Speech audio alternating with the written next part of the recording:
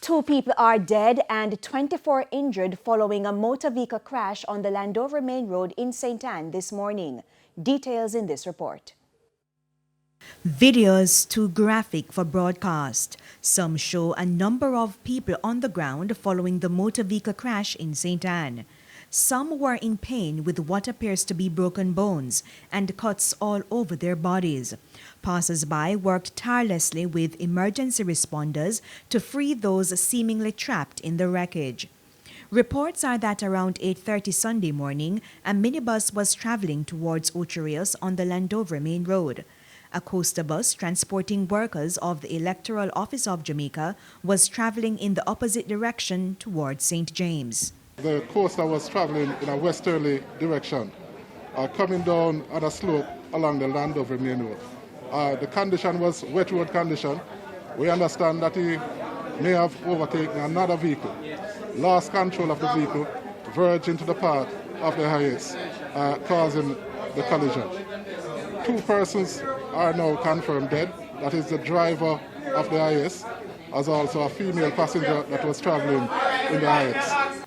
They have been identified as 35-year-old Kermit Grant of Abuka District in St. Anne and 56-year-old Jennifer Palmer, a tourism worker of Mount Edgecombe Runaway Bay, St. Anne.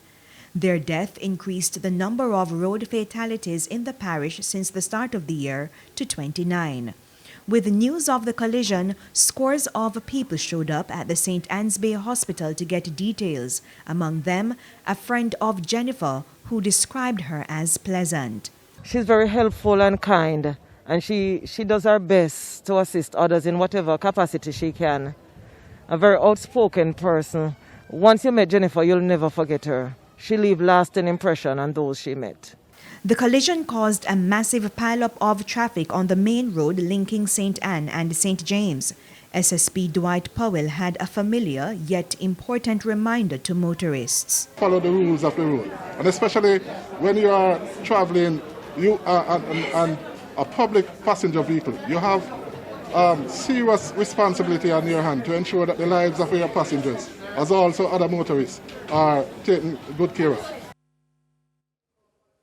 And in a statement this afternoon, Vice Chairman of the National Road Safety Council, Dr. Lucian Jones, blamed reckless driving for the deadly crash.